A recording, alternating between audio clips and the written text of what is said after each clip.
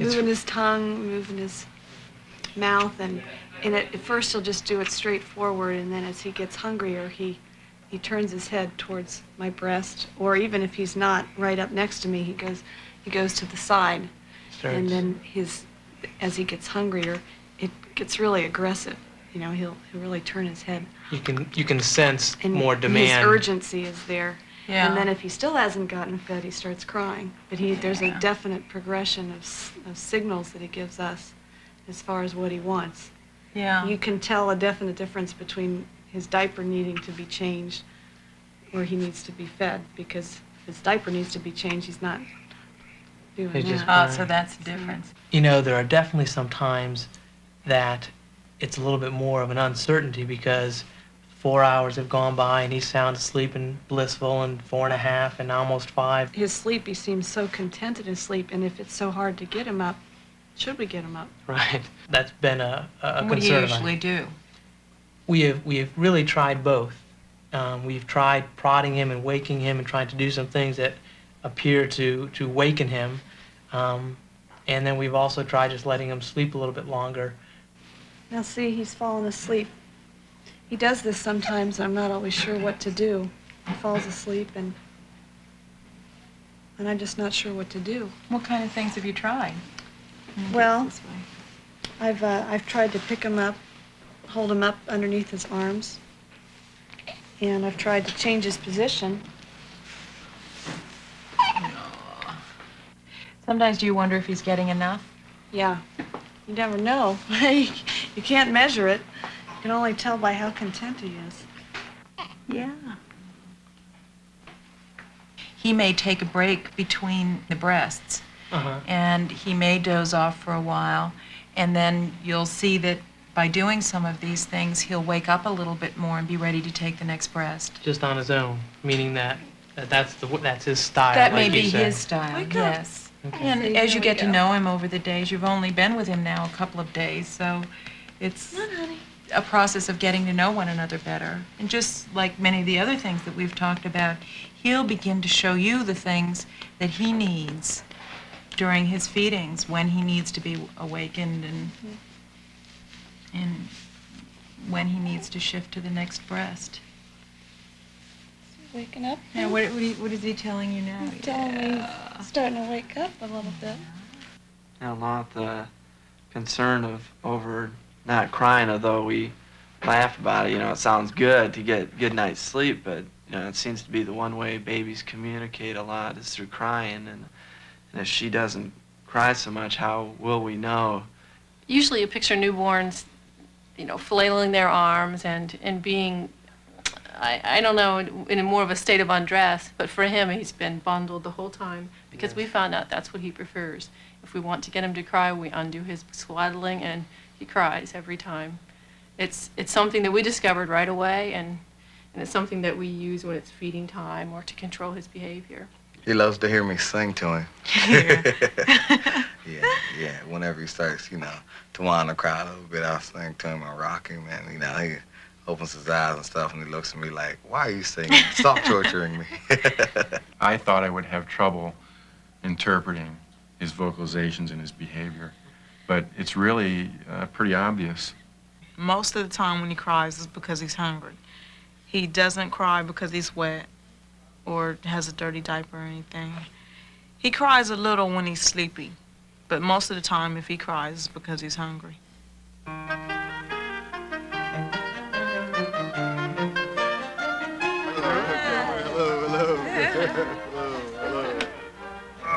This is really great to see everybody back again and to have all the babies here. This is really exciting. I've learned past 4 weeks how to handle it right, I guess. And you also learn, you know, the behavior of your baby and what makes him more comfortable or what makes him more secure. And I guess you get to know him pretty good. There you go. See? Hi. Hi, honey. He's hungry. This is over. Feed me. They went away. Huh? Oh, sure. Yeah, we're sharing. We were fixing dinner and everything. The happy times are there, the exciting times are there. When he gives me a little smile, it's very, very exciting, so exciting. I feel like I just can't hug him enough or kiss him enough to show him how much I love him. But there's also the frustrating times that I'm more shocked about, because when he cries, and it's kind of a gut-wrenching cry, and I can't make it better, it's upsetting to me, and then I cry. Sometimes he just needs to cry, and there's nothing that you can do that will make him feel better, and that makes me feel better, because I would like to think that I can do it, but if there's no way that I can make it better, then he's just got to work it out on his own. She's a pretty good baby as long as she's not dirty and as long as she's not hungry. Or she has to take a bath. She has to take a bath, then she hates it. She hates it. Now she'll get quiet when she gets her hair washed, okay? But when she has to get in the water, oh no, she will. It got to the point where we just had to just get used to her hollering when she's time for her to take a bath. Since we've been home, I guess we've learned her needs, okay, when she needs, and what she needs, and how to fulfill those needs. She's always liked to be rocked, and we noticed this through trial and error, and I guess once you get something that works, okay, you tend to stick with it, and maybe you might modify or see if she likes to be bounced and rocked or patted on the back and rocked. You look for things to assist you.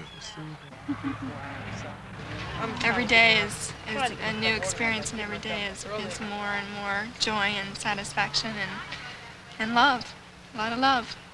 Well, I found out there's more to life than just golf and fishing and the other things I really love to do. I found out that I could generate some of that love right here. Every day, understanding your baby becomes easier. Each experience adds to your knowledge. Your confidence increases. Gradually, as you learn to listen to your baby's messages, your caregiving decisions become easier too. Soon, it'll feel like you've known each other forever.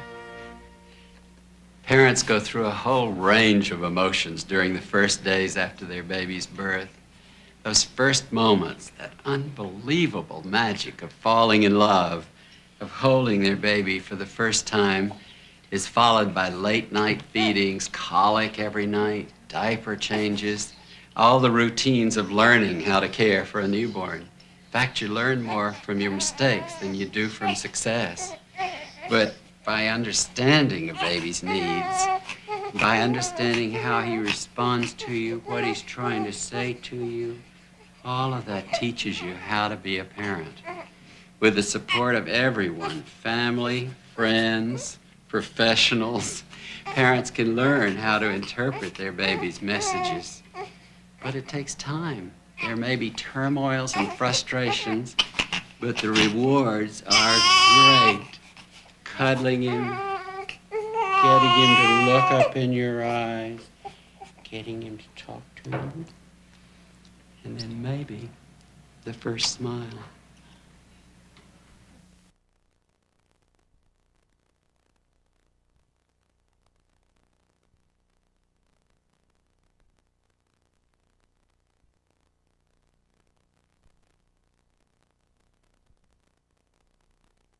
Preparing for your baby's arrival will help you feel more confident as a parent, but you'll still probably have many questions. Be open. Talk with your baby's doctor and nurse about any concerns you may have about your baby's health. Getting ready also means making decisions like how to feed your baby. By choosing to breastfeed, you've committed to providing your baby with the best nutrition. Breastfeeding is natural and special for both mom and baby. Breast milk provides all the nutrients your baby needs during the early months. Continue as long as possible. If you plan to return to work after your baby's born, ask your baby's doctor early about feeding options, like expressing breast milk or supplementing with an iron-fortified infant formula. Our next program, To Breastfeed Your Baby, covers a range of breastfeeding topics, like correct techniques, expressing and storing breast milk, and eating healthy. Useful information that will help you breastfeed successfully.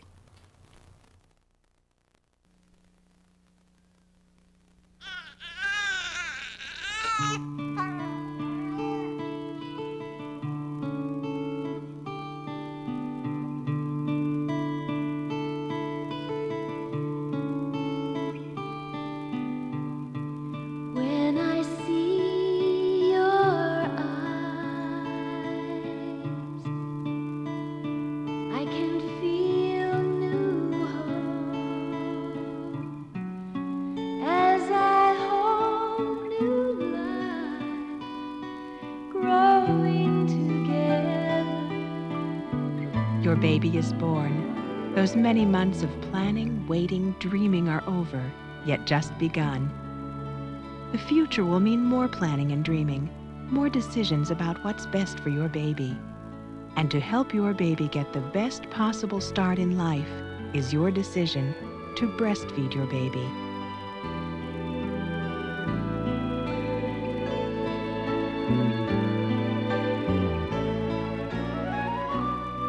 While the production of breast milk is a completely natural process, there are some things about breastfeeding you need to learn. During pregnancy, your breasts are undergoing several changes to help prepare for breastfeeding. Nature has provided women with the ability to breastfeed. The size of your breasts is determined largely by the amount of fatty tissue in each breast and has little to do with your ability to successfully breastfeed. Early in pregnancy, the breasts, or mammary glands, begin to develop more fully and increase in size. The areola, the area around the nipple, darkens and may become more sensitive. Eventually, a clear to yellowish liquid may appear. This liquid is colostrum, your first milk. If you have any questions regarding the changes in your breasts during pregnancy, be sure to ask. It's important for you to keep the breasts clean. Wash them gently daily during your bath or shower with a washcloth. It's important not to use soap on the nipples because the soap tends to remove the oils, which help keep the nipples soft. Should I wear a nursing bra while I'm pregnant? Any well-fitted supportive bra could be worn during pregnancy and should be worn while breastfeeding. Nursing bras are available, which provides both support and ease and accessibility for breastfeeding. Are there any other? Whether your baby is born vaginally or by cesarean delivery, breastfeeding can start soon after birth. So be sure to ask the medical staff when you can begin breastfeeding. These first feedings help stimulate milk production and provides the opportunity to start developing that special relationship between you and your baby, a feeling of closeness, loving, caring. Breastfeeding will be easier for you and your baby if you are relaxed, confident, and rested. Baby over. How'd the baby nurse last time? Oh, not too bad. Oh, that's good. When you are ready to feed your baby, make sure your baby is awake enough to feed. Talking, rubbing, patting, all will help wake the baby and give you both more time to get used to each other. If wrapped in a blanket, you might want to take the blanket off to help wake the baby. There are several positions for feeding your baby, so choose whichever position is most comfortable for you. A pillow under your baby will provide additional support and may be especially helpful after a cesarean delivery. In the sitting position, hold your baby on his side, facing your breast, with his lower arm tucked around your waist. With his head resting in the bend of your arm, support his bottom or legs with your hand.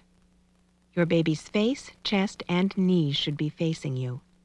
Now, place your thumb above your areola and your fingers below to support your breast.